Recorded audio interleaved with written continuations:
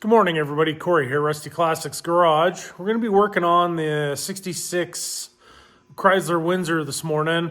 Just doing some general maintenance. The stuff you should be looking at when you buy that new car, new to you car. So, I've already done the big safety stuff. Now I'm going to get into the reliability stuff. We're going to take a look at the belts, the hoses, the coolant condition, maybe look at the fluids. Oil's already new, I already changed that, so we know we're good there.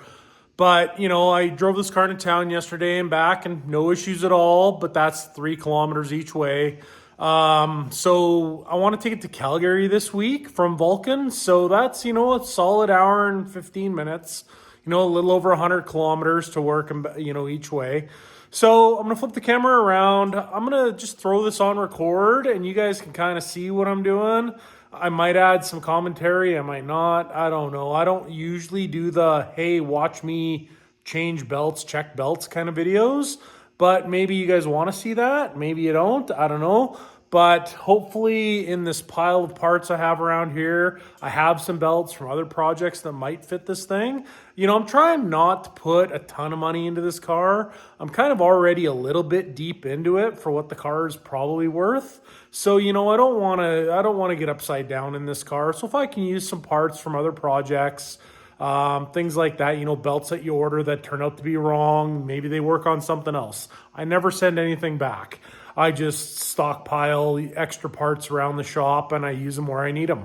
So anyways, I'm going to flip the camera around. If this is boring, hey, let me know and I won't make these kind of videos anymore. But it seems like everybody else is making the, hey, watch me change belts kind of videos.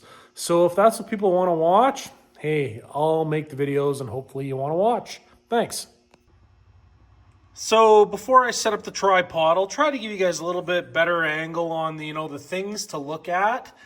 These hoses, they feel really good still, so not a super big concern. They do look like they've been in these holders for quite some time. Looks like the upper rad hose has been changed. There's a sticker on it. There's a sticker on the lower rad hose down there. See if I can get this camera to focus on that. So there's stickers on the upper and lower rad hoses, the new oil filter, of course. But then we look at these belts. These belts are the definition of sketchy. Like I say, this thing's not a big leaker. The spark plug wires have got some oil and that built up on them. However, no misfires or anything like that.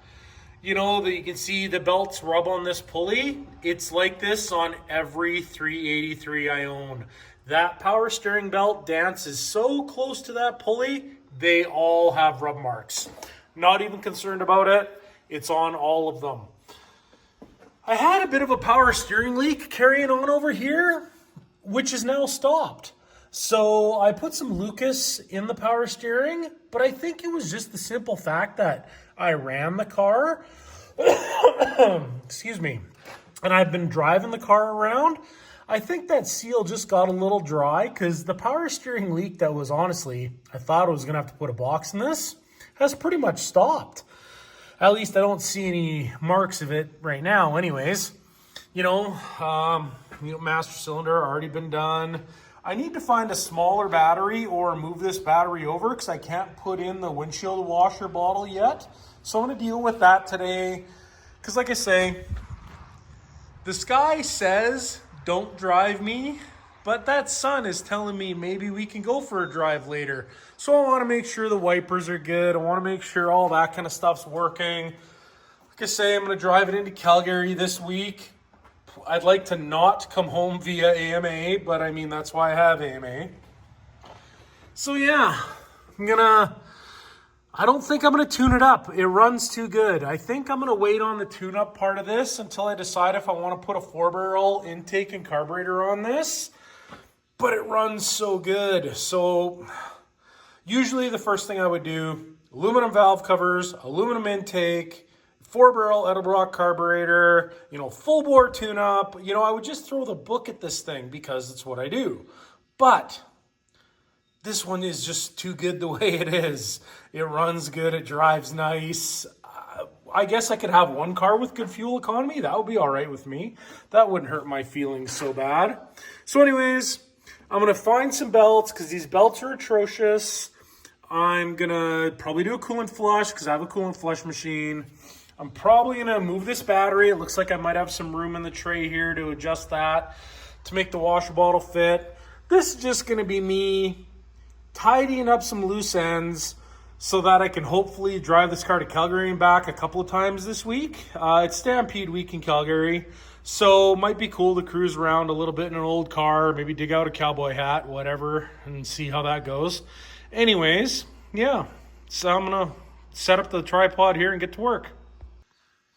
Okay, so I got stuff a little bit organized. I'm going to see if we have any belts. So as you can see, I keep just loads of belts hanging around from other projects and other whatevers. These three are all the same. So let's hope that I find something here that looks like it's going to work. Just do a little test fit here before I go start taking the car apart and realize I don't have anything close.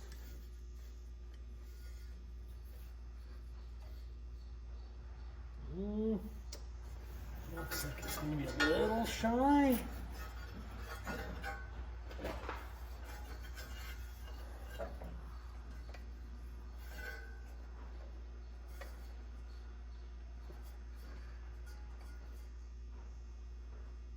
Well, maybe that might work on the power steering. All right, well, you know what?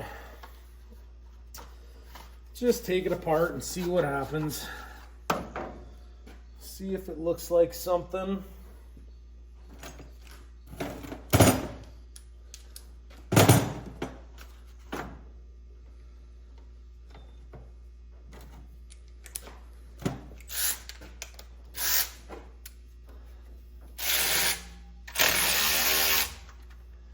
So I'm not the biggest guy to say, hey, you need to go out and spend all the money on tools and such. But I definitely recommend getting one of these snap-on 3/8 cordless ratchets. What a game changer. Like, everything is just so much faster, so much easier, you know, providing you got the right size socket on, but you know, so much faster, so much easier than messing around with regular ratchets. Okay, what size am I dealing with here? Jesus, it's like it's my first day. Okay, so it should be this 9/16. Oh, there we go. I just wasn't doing it right. A little bit of crud on the pulleys there, on the bolts was stopping me. Now, I've been meaning to buy a gauge tool for checking belt lengths. They're out there to be had, but they're crazy expensive. So I haven't bought one yet. Sure like a belt sponsor to give me one. That would make my day. Okay, so this is definitely too long. With my luck, these belts are going to end up going back on, and I'm going to have to order some belts at work tomorrow. Ooh, that one looks like that one might fit. So that's good news. And the power steering belt's a little bit wider too, so let's see if this one looks like it's going to fit. Oh, wow. How lucky are we there? That might be just what we're looking for. Wouldn't it be nice if something worked out occasionally? If occasionally you started looking for stuff in your garage, it looked like it was gonna, oh wow, look at that. That is gonna be awesome. So now, to figure out how I'm gonna tighten this up, I don't think I'm strong enough to just do it by hand. Maybe I am.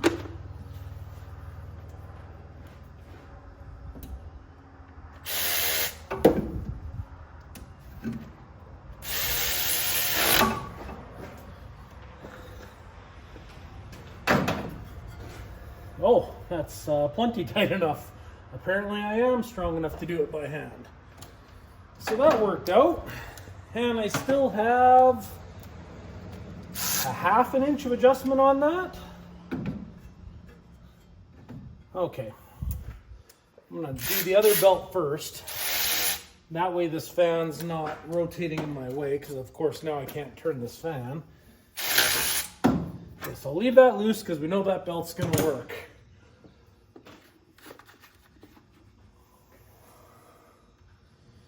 How good is this belt?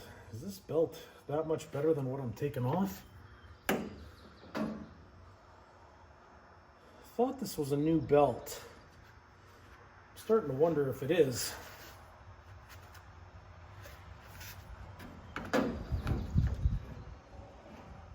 It's definitely newer than this one, so I think we're still going to go ahead and change it. Because it's definitely newer than the other one. There's less checking on the back of the belt. You can still see the writing on this one. Yeah, that's not awesome. I wonder how lucky I can get in finding a better belt.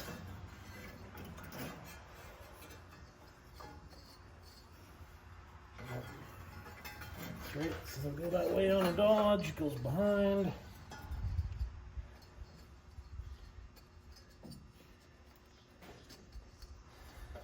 And this one's going to be a little tight. Now it does say power steering on it. Yeah, okay, so this one's too tight, so she's not going to fit regardless. So we're not going to worry too much about that. I'm even just going to toss this belt. I don't think it's worth keeping around. I thought because it was in a sleeve it was newer, but I guess not. Yeah, this belt's a little too skinny, I think, for power steering. And way too big. Too skinny, too big, so these aren't going to work.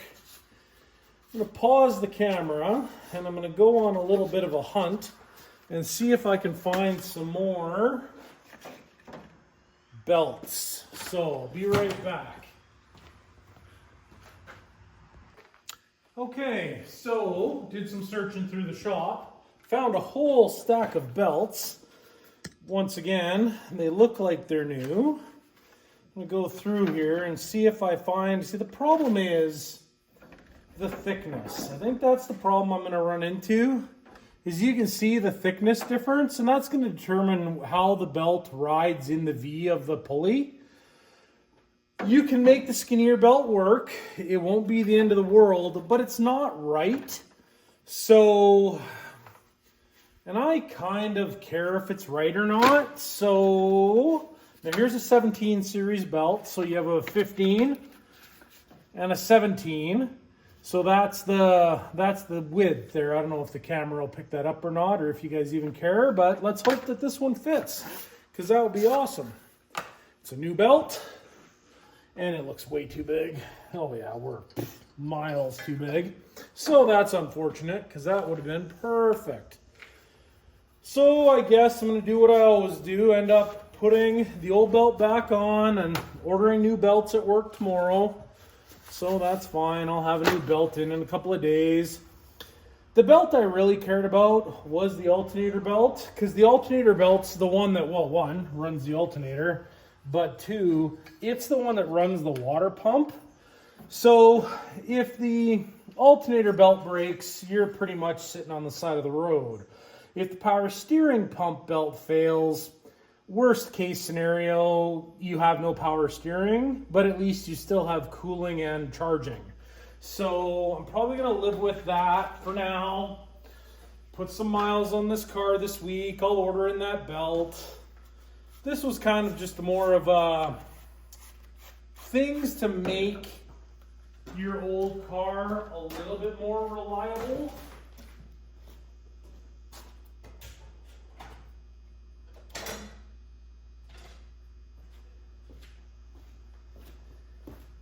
And just remember, just because a car is new does not make it reliable. That's why cars come with warranty. If those new cars were good, they wouldn't have warranty. And with all the breakdowns and recalls on the new cars these days,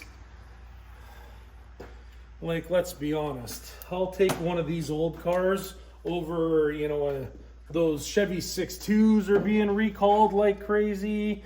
Toyota's even having engine issues these days.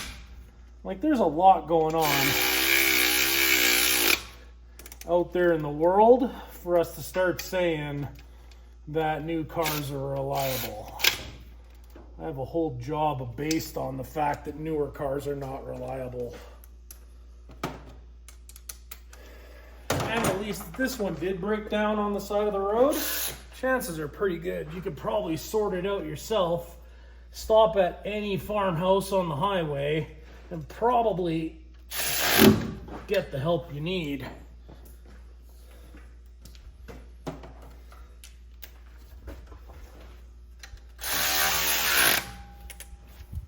So there. Are we that much more reliable than we were a few minutes ago when we started this procedure and all these belts later? Sure we are. Does it really matter? Probably not. Anyways, so that's done. And at least I've got some good belt tension. These belts were loose to begin with as well. So the coolant actually looks pretty good in this thing. Let me just grab a tester and see how it tests.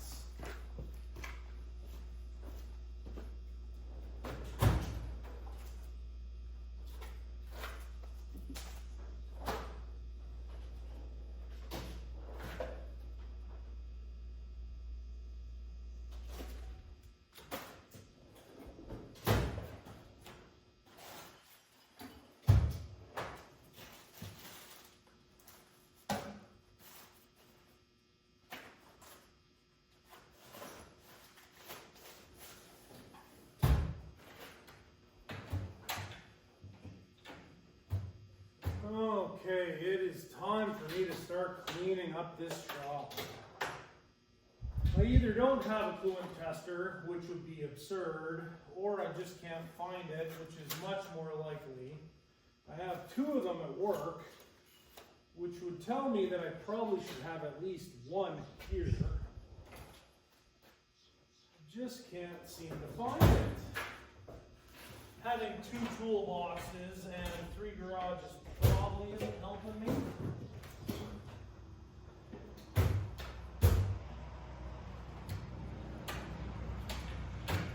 Alright, well, we're not testing it, but I'm a pretty good judge of what good green coolant looks like.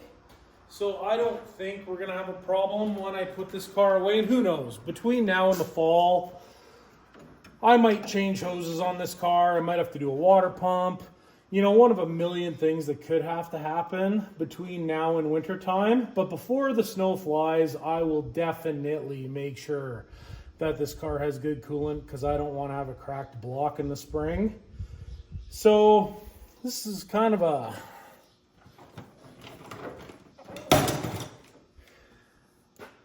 I'll get to it when I get to it kind of a situation.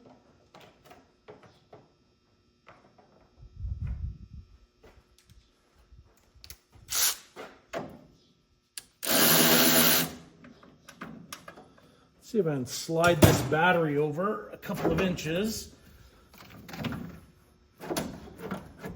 This is not the right size battery. It should have a 34 series battery in it, but I don't have one of those, or 35 series, I guess.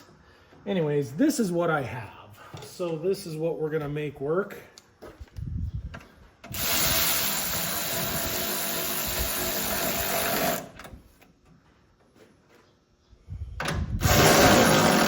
Alright, let's grab that water bottle. Oh, if of course I can find it.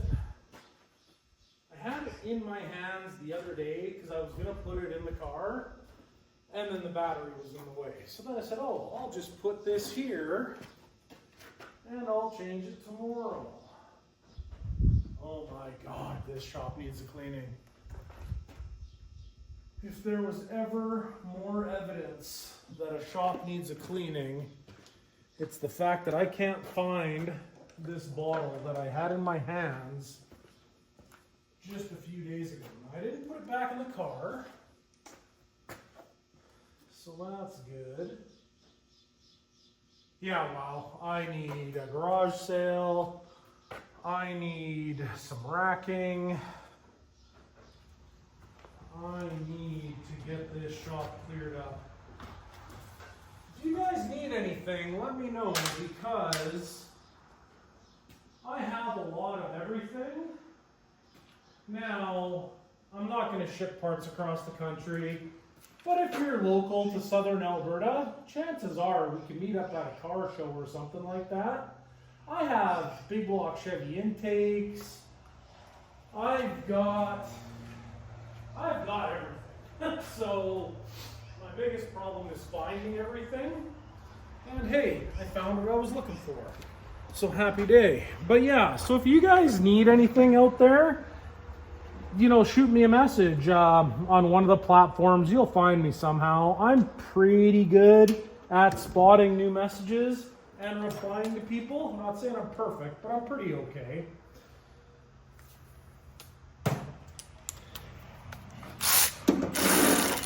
Give me a shout, and if I can help you out with something, I definitely will.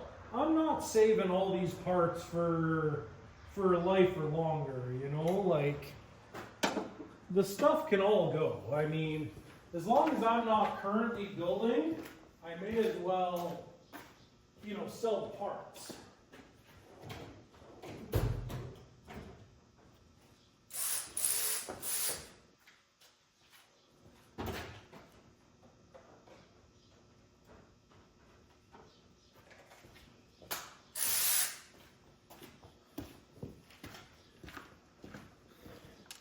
I've got a small block clutch and transmission out of a 67 GMC, 4 on the floor setup, if anybody's looking for one of those, because I took it out of my 67 and I'm putting in an automatic. So that stuff can certainly be for sale if someone was looking for it. And probably pretty cheap. Transmission, the clutch, the pressure plate, the whole deal. Thinking less than 500 bucks or 500 bucks-ish would probably get that out of here. I don't know if what are those, SM 465s? I don't know. I'm not too sure what the number is there, but I'm pretty sure if someone was interested, they could probably get that thing semi-cheap. Do as I say, not as I do. This is sketchy, but it's what I gotta do. Oh, there's another screw hiding down there. So you have to pull the battery to change this. At least the guy who took this out put all the screws back where they belong, so that's kind of nice.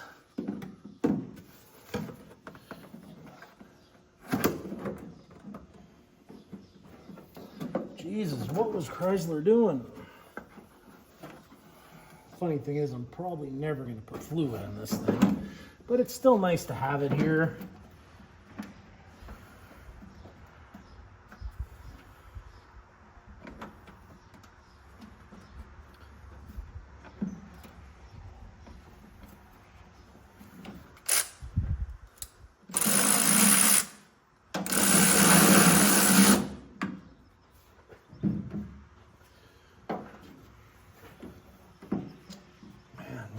Thinking.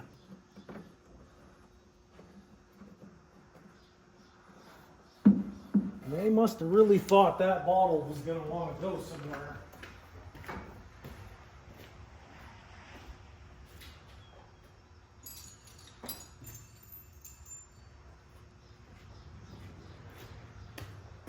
Considering at one point in time The windshield washer reservoirs were just bags that literally hung on the fender. All of a sudden, Chrysler now thinks we need 3 screws to hold this thing in place. Anyways, there we go. Make this battery fit like it should. So, oh, there goes the camera.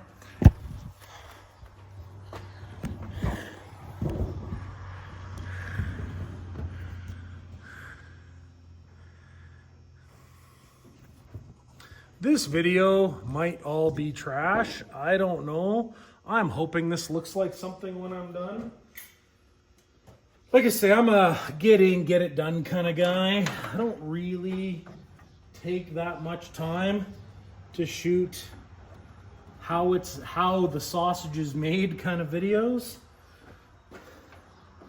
So this might not be a great video at all. It might go straight into the trash.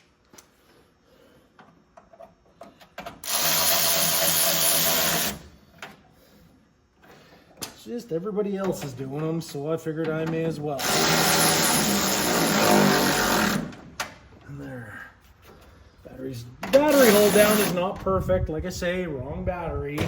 But it's secure. It's not going anywhere. I don't know if it's NHRA certified, but it's good enough for me. Okay. Pull this dipstick real quick, just to double check. Now that I've been running it, make sure the oil isn't exiting the engine someplace it shouldn't be.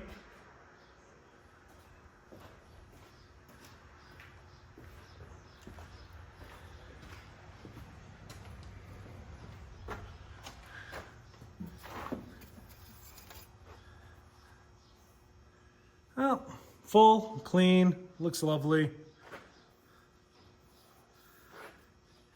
I had planned on only running this oil for a little bit and then changing it, but man, oh man, is it clean. So I don't think this motor's full of a bunch of garbage. I think it's probably pretty okay inside. So we got coolant, we got power steering, we got the oil. I checked the tranny the other day. It looked real good. So yeah, I think that's going to be the end of this little video. And hopefully I make it to Calgary and back. Stay tuned and we'll let you know how I make out. Have a good weekend, everybody. So I finally got the glove box open on the 66 Windsor, and look what I found in the glove box. I love this old stuff that you find in the glove box. So this here looks like it's an old AMA map. City of Calgary. So this would be 1966 vintage. The downtown core of the city of Calgary. So that's just kind of cool. So this owner's manual was in here. So it has the little sleeve where I'm guessing both of these books would fit. But yeah, this stuff is just in pristine condition. It's incredible. I love finding weird stuff like this. And in here, it even lists the original owners who bought this. Let me see. I'm trying to look and I'm trying to film.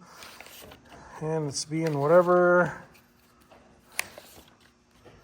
Come on. Oh, here we go. Yeah, so we've got all of the original information from when it was first bought. And yeah, Chinook Chrysler to Carolyn Campbell from Moss Lee in June 9th, 66. I mean, pretty cool. It's amazing what, like I say, this isn't a barn find, but it kind of is because it's been put away for a long, long time. I think of barn finds as anything that's been put away for a long, long time.